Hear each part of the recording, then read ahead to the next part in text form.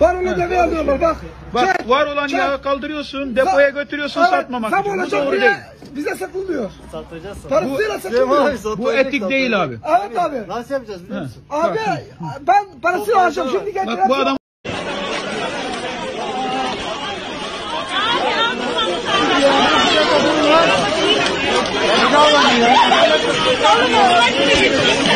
Çocuklar.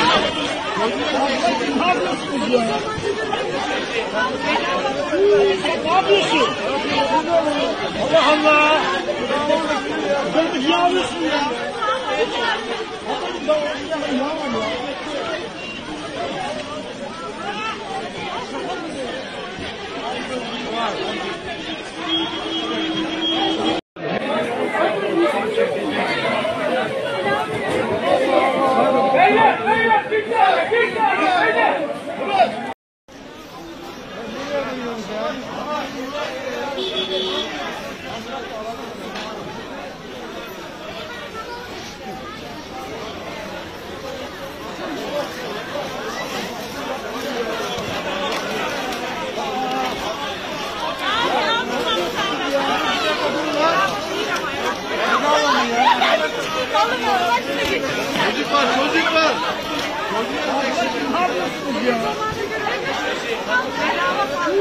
Ne yapıyorsun?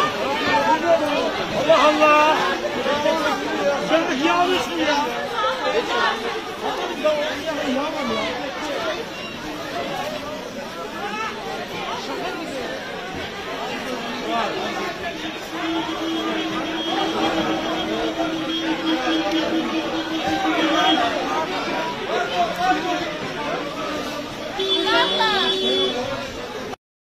Şimdi yavaş yavaş şey yapıyorlar.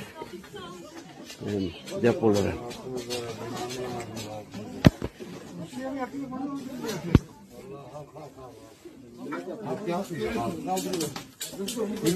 Bunu kaldırıp şeye mi götürüyorlar?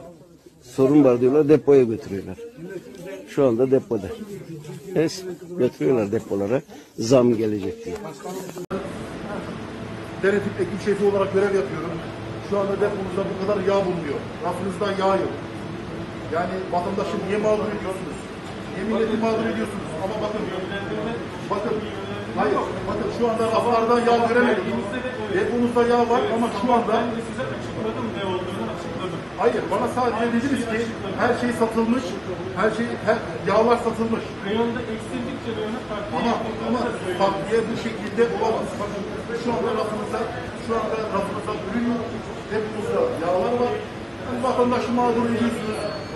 Vatandaşın şu anda vatandaş sıkıntılar içinde eksiklik var. Beyefendi biz şu anda görevimizi yapıyoruz. Tamam, ben de Şu anda görevimizi yapıyoruz. Depomuzda yağlar var. Bunları çekelim.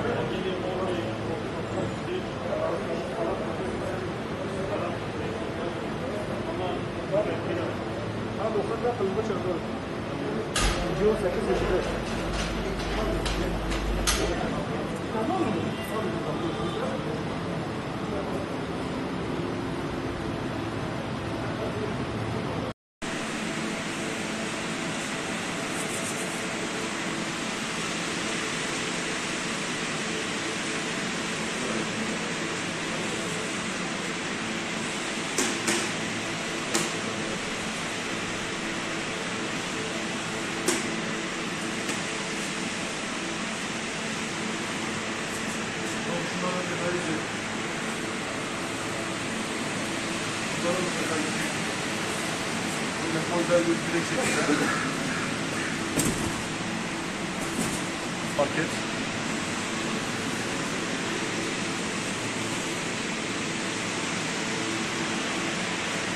Şöyle yukarıda çek. Yukarıda çek. İçeride de var. Yukarıda çek. Aynen.